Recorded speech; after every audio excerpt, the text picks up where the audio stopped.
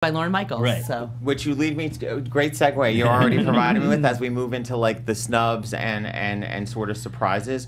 This Is Us. Mandy Moore. Mandy Moore, really, people? Mandy Moore. we were just talking about this. I don't understand how you watch This Is Us. Yeah. You recognize Milo and Sterling, very deserving, and you don't recognize Mandy Moore. Yeah. And I know it's always hard to talk about snubs because then it becomes a question of who shouldn't be on the list. Right. But come on, Mandy Moore she carries that show. She's in every scene. She's in every decade of their lives.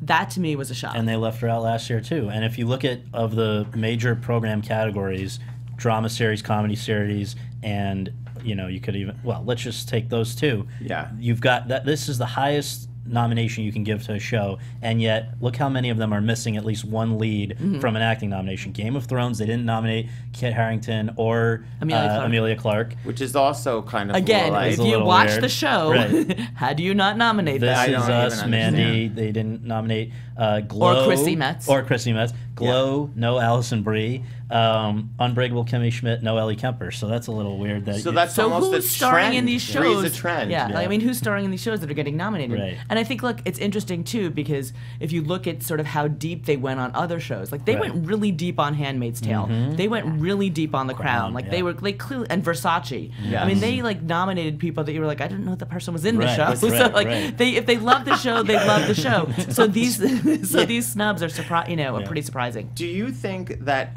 for all the *Handmaid's Tale*, just as viewers, do you think it deserves the amount of awards recognition? I'm a fan of *Handmaid's Tale*. I know there was a lot of debate about the second season. I thought it was really strong. It was tough to watch. I think it's tough to watch given the headlines and the world that we're living in right now. But they were faced with an unwinnable task. They had finished pretty much the book. They had to create a world for the second season. And, so how are they going to do that? And they went there. They took some creative risks. But I think the performances are just astounding. It's tough to watch. It's hard. But I think in terms of world building and creation and production design, I think they delivered. No, it's terrific, and it's going to be interesting to see if it can defend its win last year because last year, or its win from last year because last year it was up not against Game of Thrones. Game of Thrones was ineligible last year. Now Game of Thrones comes back and talk about apples and oranges. Like this, how do you even compare these two shows? They both do what they do so well, but I would guess the edge is now back with Game of Thrones. I think so too. I mean, it's hard. I mean, I think it comes also down to timing. We were talking about this too. Does it help that *Handmaid's Tale* is now top of mind right now? The finale just aired. As we're having this conversation, Game of Thrones feels like it aired a year ago, which it probably did. Right. So how does that play out when it comes down to actually voting? Well, ballots are when are ballots due? Like when will they actually vote? There's some time now. I think it's August. Yeah, it's August. August. So we've got time. they definitely got time. Yeah.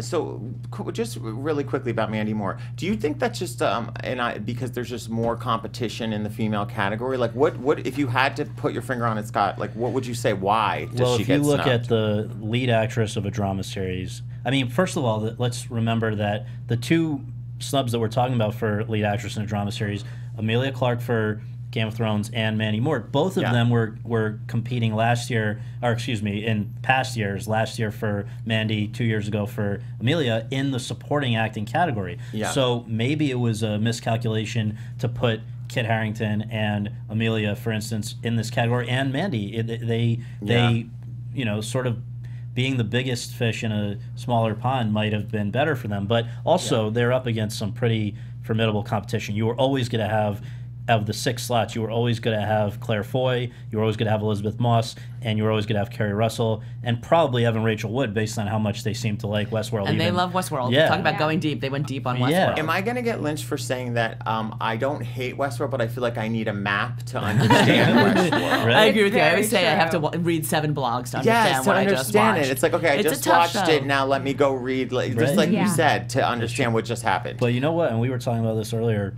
the most amazing stat of maybe the whole day is that instead of Amelia Clark or Mandy Moore from these behemoth of shows, the two other slots in that category go to 2 great performers, but from BBC America shows. I don't know if many people can even find that on their program. BBC America. So we're all about our Anglophilia right now. I mean, Sandra Oh delivered a tremendous performance. My panic was that was one of my favorite shows of the season. I was panicked that it was going to get any nominations. But then to have Tatiana Maslany, who is completely deserving. Don't get me wrong, but I don't even think she was in the conversation.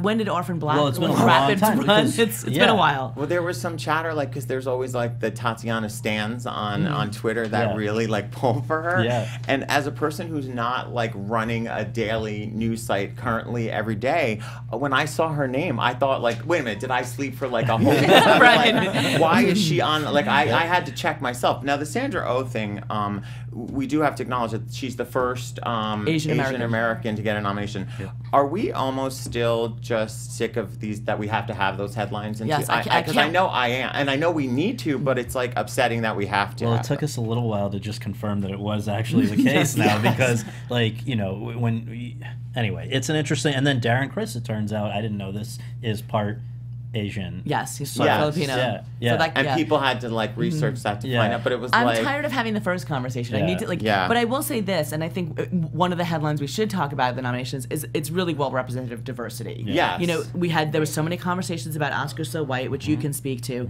but I think the Emmys are like, yep, that's not our problem. We're good. We got this covered. Well, they And also do. have a zillion more categories. So, Sure. but either way, for the Film Academy, they just look at this and probably envy. I mean, I think GLAAD put out a statement complimenting them on their They nominations. did. The only They did. statements the Film Academy's ever gotten are like, "You guys are a disgrace." So that's. Well, we're glad they put a statement out Yes. for something. Yes. Yes. Yes. We were waiting to hear from them on the other casting thing last week, but that I'm not going Oh, to digress right, on that. right. But do you think, though, it's a pure case of there's more content? Like, why do they not have the problem that the Oscar Academy It's a lot has? of content. There's a lot of Okay. content, and I think, look, and I don't mean to say TV is perfect yet. It's by far from perfect. Yeah. I mean, one of the things that has me completely outraged is the lack of women in the directing and writing categories. Yes. I mean, that's just an embarrassment in this day and age where we are right now. Women have done Yeah. an amazing amount of work and really, recognize, work that's worthy of recognition. Sorry. Yeah.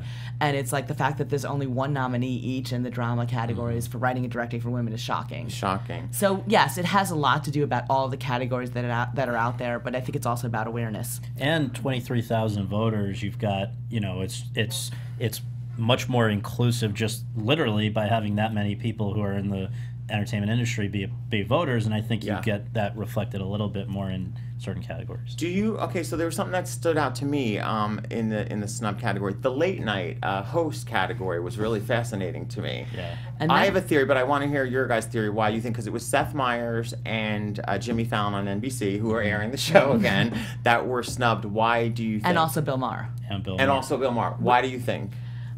I think, it's interesting, and I'm curious to hear your theory too. This is a category that's been locked and loaded for so many years. You could predict the nominees, you could predict the winners. I think voters are saying, yeah, we want the people who are going to talk about politics the way Yeah, we want to talk right. about Okay, politics. yeah. Do you And agree? I apologize that it left Seth Meyers out because I think he's done a tremendous job, but I think it was, Fallon got snubbed last year and he got snubbed again this year. That's the message they're sending. Yeah, and I totally agree with that, and I'm glad you just basically But took we my have theory. to mention who the beneficiary of this movement is, and that's not many people had predicted Daily Show with Trevor Noah getting that sixth slot. They said, maybe Maher. We all kind of realized he was vulnerable. Yes. And to some extent, it was either going to be him or Samantha Bee who were the most vulnerable. I think what's interesting is they both are these once-a-week shows. Like John Oliver, hasn't held John Oliver back, but it's another category where it seems a little crazy to be putting up guys and I guess in the Michelle, certain people who are have to put out a new show every night of the week. Yes. Against somebody who has to do one a week. Now